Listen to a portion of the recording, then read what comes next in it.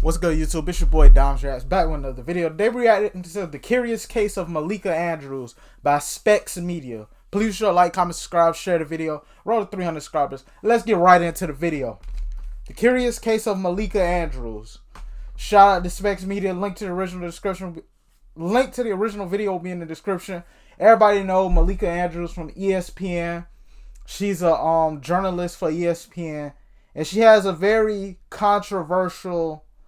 Like, she always happens to be in controversy, whether it be tearing down someone of the black community. So a lot of people have their opinions on her. Some people will say, you know, she hates black people. She's a reverse racist. And then there's people who say, hey, ESPN probably has some underlying racism, and they just use her as the person to vocalize what they want to say. Because, you know, on the news, everything is a teleprompter.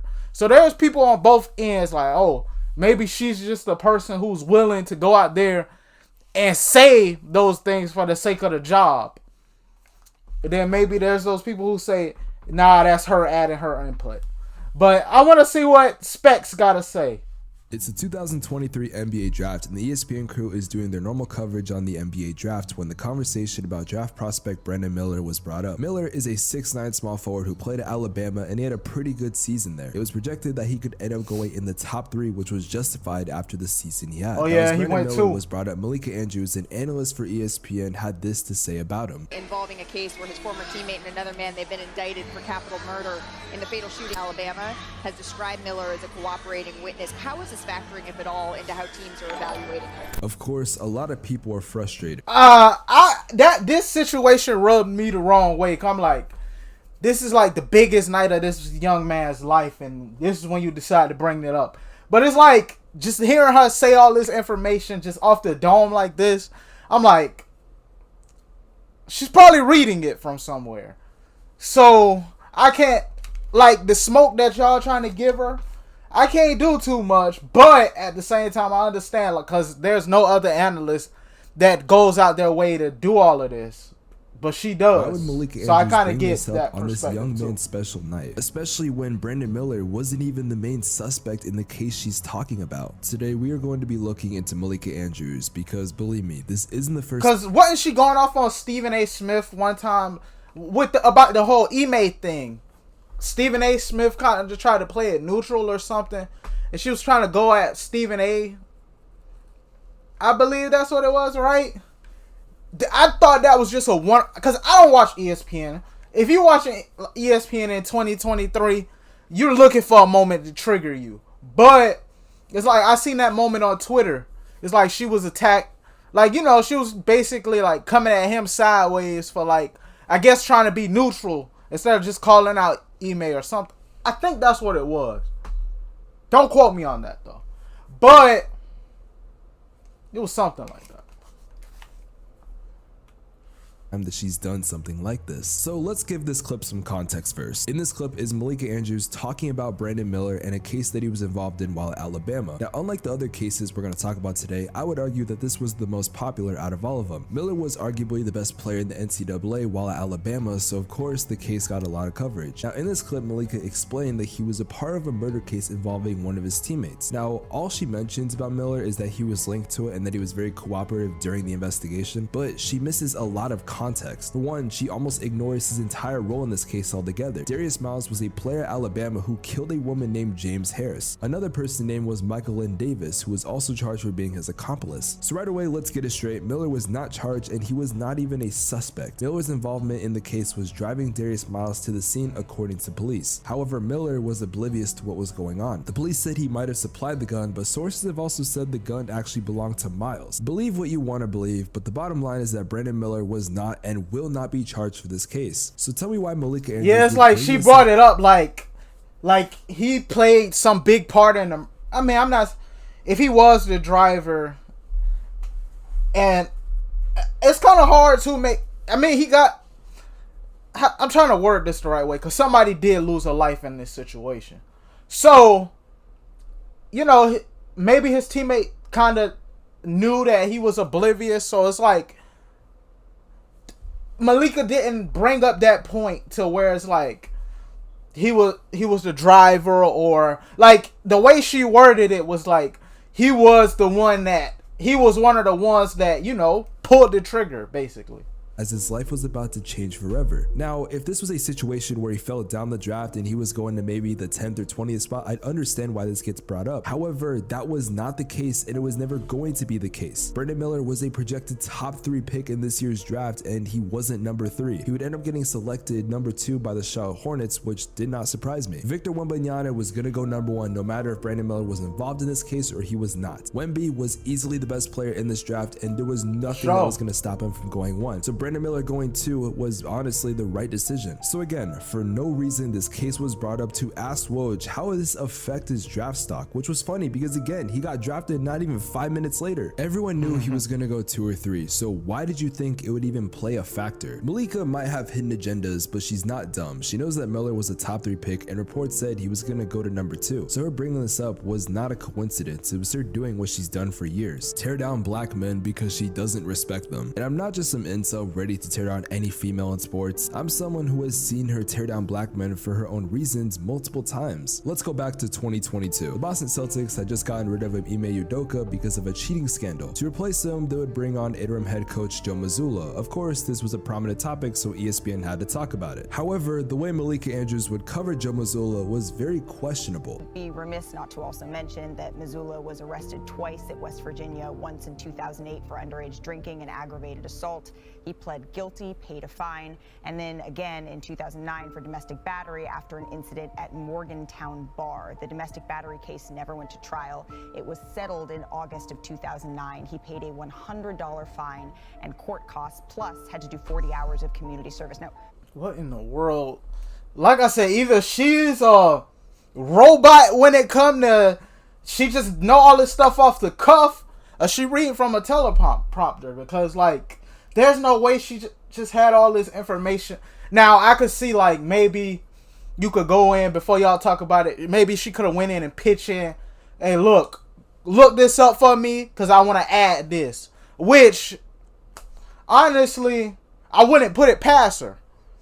Like, for some reason I thought it was her and Stephen A kind of was like disagreeing about. I thought that's what it was. But like I said, I thought that was a one-off incident. But I didn't know. I don't think I knew about this.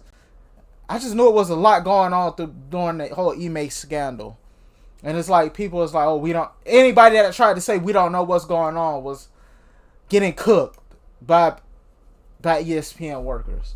So, dang. I did not know about this. I don't think. That was 13 years ago. He settled and paid both fines. So I don't need to tell you why bringing up an incident from 15 years ago makes no sense, especially when you said it yourself that he would not go to trial. It's been 15 years and it seems like Mazzulla has become a better man, yet you felt it was justified to bring up an old case to talk down on someone. Now, I made a video about this about a year ago and it blew up. And in the comment section, a lot of people were reminding me of other times that Malika has done this exact same thing. So this Joe Mazzulla thing wasn't just a one-off, because if it was, you could say it was a mistake or bad journalism, but it wasn't. This game, you're not ready for it. It wasn't. Mind you, okay. I haven't even brought up the fact that she tried to gaslight Stephen A. Smith on national this television is what I'm talking for about. blaming women. The reason for this, well, his coverage on this Ime Udoka situation, which was crazy to say the least. Oh, and she also kicked Kendrick Perkins off the show because he had a different opinion, which again, I remember this one too. Oh, that's why I was like, maybe done. Let's go back. I was trying to give her the benefit of it. I'm like, maybe she's just passionate in women's rights. That was my thought process, but when the Brandon Miller thing happened, I'm like, ooh. And I think it was something else in between that kind of had me like, it's not a good look. A little bit further, Adrian Payne was a former NBA player who didn't really have a successful career. However, he was a star in college when he played for the Spartans at Michigan State. However, on May 9, 2022, Adrian Payne was murdered in Orlando, Florida due to being shot. A lot of people showed their support for Payne as he was pretty well liked. While people were planning their tributes and sending their condolences to Payne's family, Malika had other plans. former Michigan State star Adrian Payne was shot and killed in Orlando, Florida early Monday morning, the Orange County Sheriff's Office said, and Payne was the 15th pick by the Atlanta Hawks in 2014.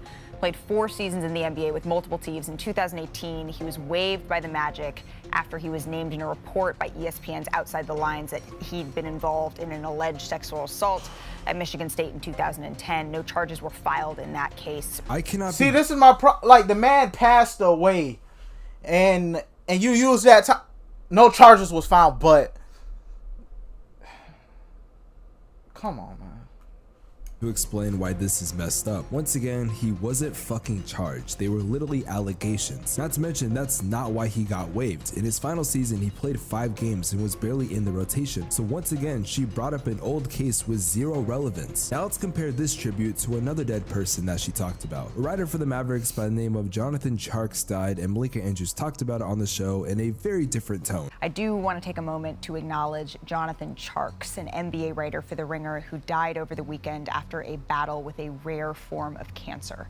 And he was just 35 years old. Tjarks wrote extensively about the Mavericks, and we at NBA Today send our heartfelt condolences to his wife, Melissa, and his son Jackson and his entire family. The way she talks about these two people are in very different ways. Now, Tjarks didn't have anything dirty about him to talk about, but someone that had some allegations towards him was Luke Walton. Luke Walton was hired by the Mavericks as an assistant coach, and of course ESPN was going to talk about it. Just like Mazzulla, they had to talk about a coaching hire. In 2019, Luke Walton had been accused of sexual assault to a sports reporter around 3 years before he joined the Cavs. You would think Malika would have a lot to say about this because it involves sexual assault on a reporter. Well, let's see how she talked about it. Cavaliers, they are hiring Luke Walton as an assistant coach. That's according to ESPN senior insider Adrian Wojnarowski.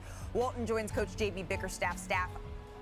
Say that 10 times fast. After spending the past 5+ seasons as head coach of the Los Angeles Lakers and Sacramento Kings, Walton, who was dismissed after a 6-11 start with the Kings in November, was part of an NBA championship coaching staff with Golden State under Steve Kerr in 2015. There is a clear-cut difference between how she talks about Luke Walton and how she talks about Joe Mazzulla. Mind you, these were months apart, so why she decided to have a different attitude with Mazzulla starts to make sense. And I wish this was all my proof. I wish I could stop the video and let you come to your own conclusion, which would probably not be on Malika's side. But there's another case that I'm about to say, this is the thing. I'm pretty sure at this point you can make a whole compilation on the things. That's why I'm like, I'm trying to be very neutral, but it's becoming harder. I'm not gonna lie. Talked about involving yet another black man in Jalen Rose. About 2 months ago, Jalen Rose appeared. Oh yeah, this was the straw for me. Malika Andrews a side hug, which during that she told him to get his fingers out her armpits. That's what. Well, that would be bad if he did it. That's why I was looking like.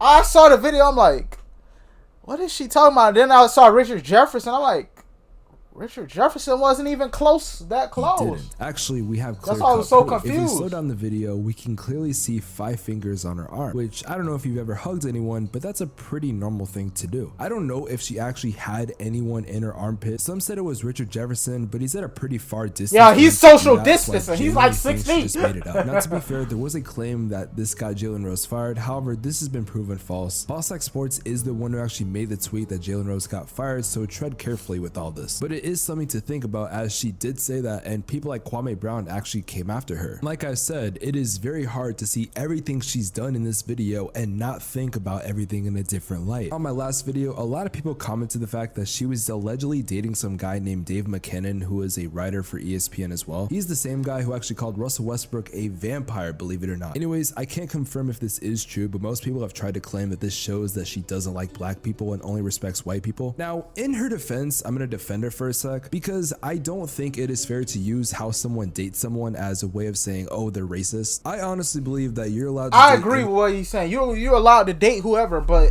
if that's like the sole thing that you go out there saying, oh, like your repeated dating history is, and you were on record saying something like, oh, I would never date a black person. Now, stuff like that, okay, sure, but it's like, who you dating? A lot of times it's more so proximity, or like rich people are gonna date other rich people, and so poor people tend to date in the same class as them.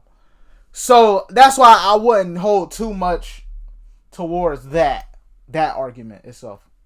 you want, whether they're white, black, Mexican, Asian, it does not matter. Despite me criticizing in her video, I just don't think it's fair to say that her dating a white guy makes her 100% racist. But then again, it's interesting to think that she's allegedly dating the same guy who called Russell Westbrook a vampire. At this point, I feel like some people in the media will truly never change, and I think Malika is one of those people that falls into that category. For years, she has tried to make black people genuinely look bad, whether it's by coincidence or not. Not to mention, it's happened multiple times, and it's hard to look at every time she does it once more. But there is one possibility that I don't think we've considered, one that would make a certain company look very, very bad. What if it's not her fault? What if we shouldn't blame Malika Andrews? Maybe she's being sat up by the network. We have proof that ESPN uses a teleprompter, which should not be much I've been of a shock saying to that all anyone. video. Is there a possibility that ESPN is using her to say these Now, things? if this is the case, we need a separate argument for ESPN itself, because like maybe